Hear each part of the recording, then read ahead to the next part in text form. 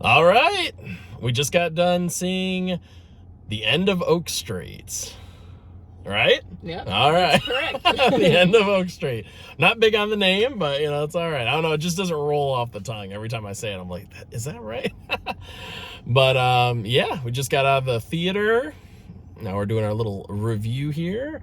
And, I'll go ahead and go first because I think I'm going to be a little bit of the turd in the punch bowl here. Ooh. Yeah, because see, we never talk about this stuff. We just leave the theater because we want to save all of our thoughts for on camera. So, yeah, so I thought this movie was okay. I'll tell you what the standouts are that are great. The music, the score by Michael Giacchino. I think the effects of the dinosaurs look awesome. I think the story's pretty cool, like 1982. And this nice suburban family and their whole little town gets, transported to prehistoric times, right? Like that's the basic outline of the film. And then craziness ensues. Dinosaurs are eating people and all that. And that's another thing I really appreciated about this movie is that for a PG-13 film, they got away with some good, like, kind of bloody, gnarly violence. I mean, it was pretty good for a PG-13, I'd say. I think my biggest problem is I just didn't care about the family dynamic and all the drama and all that kind of stuff that was going on. I don't know. The characters weren't gripping me. You know what I mean? And at the end of the day, people can say what they want with, Jurassic Park and everything. It's like, oh man, it's just fun dinosaurs. It's just fun watching dinosaurs eat people and all that stuff. And it's like, that's not what Jurassic Park's about. Jurassic Park is as great as it is because of Laura Dern, Sam Neill, Jeff Goldblum. That's why that film's so good, because the characters. Yes, the dinosaurs and the effects and the score and the cinematography and all that, that's a big part of it, but it's only like half the equation. Your characters have to you have to enjoy the dialogue and the writing and, believe in the characters and love the characters to get that other 50%, So I felt like this movie had 50% of the equation with the effects and, the score and the cinematography and, all that stuff. But the other half of it, which would be like the characters and their dialogue and stuff, it wasn't getting me with it. So, yeah, those are just like my overall thoughts. Because I guess we can keep this non-spoiler, you know what I mean? I don't think we have to spoil. There's not a ton to spoil, but not really. Spoiler-free. Yeah, I mean, there's really not. So, babe, your overall thoughts? I liked it. I thought it was a fun time. I liked the family, but I didn't love them. I thought that, the writing was solid, and the acting was really good, so you believed them as a family. But it wasn't anything like super amazing or impactful with the family dynamic. But yeah, I thought all the dinosaur effects looked great. They're very effective. Got a little guy in the back. Music was fantastic. Cinematography was great. Definitely an interesting concept for a movie, so I appreciate that. David Robert Mitchell, it's just exciting to see him put out a new movie, especially one that's not, They Follow, the sequel to It Follows, like something original that was very unexpected. We wouldn't have expected a dinosaur-related movie from him, but I thought he did a really good job with it overall. Yeah, and I love It Follows. It's like one of my favorite horror films. And I love the writing in that movie and the characters and everything. And this was written and directed by Robert David Mitchell. David Robert Mitchell. God dang, I knew I was gonna say the three first names. You know what I mean? I'm like, damn, I know. Yeah, Robert David Mitchell. David Robert Mitchell. Damn it, David Robert Mitchell. Yeah, I really love his like style in It Follows. Like everything was just perfect. I mean, it really was. But here I felt like the writing just wasn't gripping me. I wish that it was more, but God, the characters were just making so many like poor decisions throughout, and it was kind of driving me a little crazy. I mean, I can handle like a couple, but it's like, you know, when they're running away from the dinosaurs, and like at first they're both like holding the door shut to the house, but then she runs away and like hugs her kids, and the husband's still holding the door as the dinosaur's like trying to barrel through it. I'm like, girl, all of you should be holding that door right now to make sure that dinosaur can't get in there. Either that or all of you should be running, one or the other. But like the husband's like, oh, trying to hold this damn door, and she's hugging her kids. And then just, I don't know, like even in the third act, you know, there was some poor decisions going on there that involve, you know, I don't want to spoil anything, but just involve like timing something just right and waiting way too long and stuff. I'm like, come on. I'm like, good Lord. And just, I don't know, there's just like a lot of stuff like that going on where I'm like, why? And then just weird interactions too, like the bully that shows up later, you know, and I mean, I don't know, I guess it's mild spoilers. Once again, I don't really consider it a spoiler, but like the bully shows up and starts, you know, beating up the kid again, and it's like, dude, all this craziness is going on. There's dinosaurs roaming, and you know, and you're still worried about beating up this kid. And then it's like halfway through beating him up, he's like, oh yeah, no, I'm sorry, I'm just, I just don't know, and you know, I didn't mean to get so angry or so, whatever he said. I'm just like, what? It's such weird dialogue and interactions.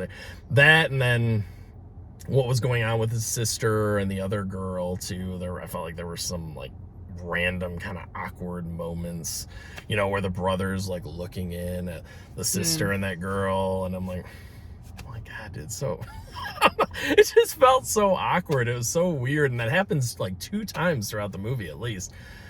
And then, good God, man, the little brother cannot aim that bow and arrow worth a shit. I'm like, good Lord. It almost became like a running joke. And I don't expect him to be an expert, obviously, but it's just so silly because it's like, I don't know. You just want him to get one, like, heroic shot in there. It was just, I don't know. All that stuff was driving me crazy. Because it kept feeling like,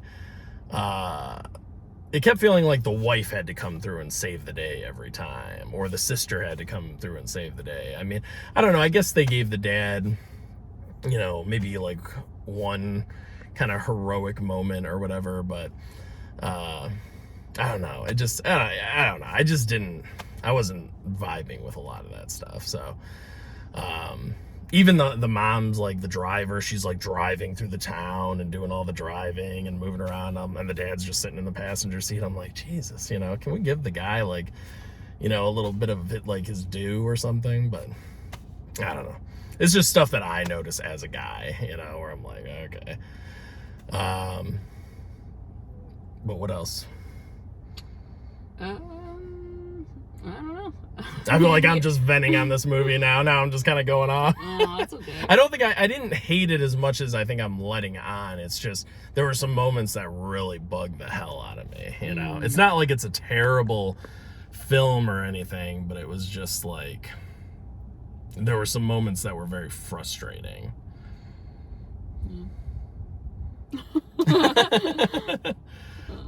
Yeah. But no, what else was I gonna say? Yeah, I don't know. What did you think about the ending? I mean, I know we can't really get into it too much, but did you like the ending? Oh, I enjoyed the ending. Yeah, it was a solid ending. I thought it was a good wrap up.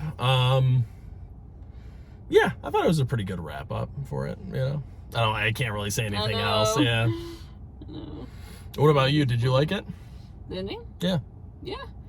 I wasn't sure how the movie was going to end based on how it was going. So overall, I will say the ending definitely got me like emotionally. Like I thought there was like some a touching kind of moment in there. But yeah, it was a cool way to end it. Yeah, to wrap it all up. Yeah. I did love how like whimsical the film felt. Like it felt very like what they were going for, very early 80s, you know, the kids riding their bikes and you know, just the music that they were playing and you know, all that kind of stuff. All the 80s stuff it was fun. I enjoyed that. I think they did a great job, like with like the kind of the time capsule feel of it, you know, Right. like with the fashion, you know, certain dialogue, just the kind of community of their neighborhood, how they were having like the little party, you know, the block party or whatever. Everybody's out there having fun at the beginning and stuff. That was really wholesome and definitely, you know, very different than how today is in a lot of ways. So Yeah, it was a really nice like community, you know, like back in the day. Everybody's talking to each other and interacting and they're having a barbecue and it's like a big old block party. It's fun, playing music, all that stuff. Oh, the dog. Can't forget about the dog. How'd you feel about him? loved him. Adorable. He was adorable. Blue heeler, right? Yeah. Named Starbuck. Yep. Very interesting name, but very memorable. Yeah. Shout out to your sister Danny. She also has a blue heeler, her family, and they are very protective dogs, very loyal. So I thought they captured that breed of dog very well too. Yeah. Yep.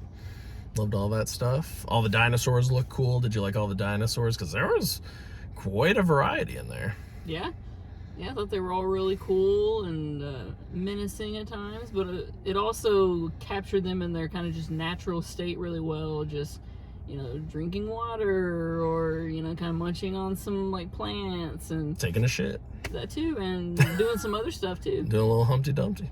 That was very unexpected. Yeah, that was weird. That was definitely weird, but kind of funny too, you know. There were a lot of moments like that though, where it was just like kind of like awkwardly funny moments too at times. They're trying to lighten the mood a little bit. Yeah. I guess. Yeah, it's an interesting tone overall, honestly. The tone was a little odd. Yeah, it wasn't super balanced. Yeah. I'd say.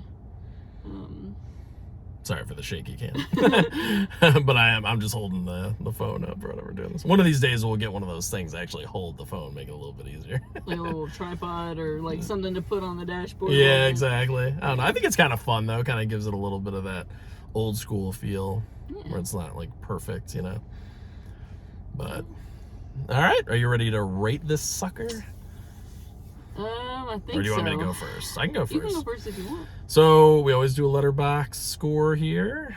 And for me, I'm going to give this, and once again, it doesn't mean that it's like the worst thing in the world, but I'm going to give it a 2.5 out of 5, which is like an okay. That for me, that's an okay. It's like right in the middle. It's not the worst thing ever, but it's not the best thing ever. It's just okay. It was an okay watch. Because I'll be honest, I kind of got bored throughout the film a bit, even though there's a lot of action and stuff going on, but because I don't really care about the characters, I was just kind of getting a little bored, you know, and I didn't feel like the tension or the suspense or anything like that. Not like I do for like, you know, Jurassic Park, for example. You know, I don't want to keep comparing it to that, but a lot of people are like, this is the new Jurassic Park. It's just as good as Jurassic Park, blah, blah. I'm like, dude, you guys are smoking some crack or something. I'm like, no, this is nowhere near the level of Jurassic Park, in my opinion. But yeah, I'll go 2.5, no heart. The heart means, you know, for us, that means it's if we give something a heart, we would own it. If we don't give it a heart, then we wouldn't own it. Basically, that's how we utilize the heart feature on Letterboxd. Me personally, it'd just be a 2.5, no heart. What about you?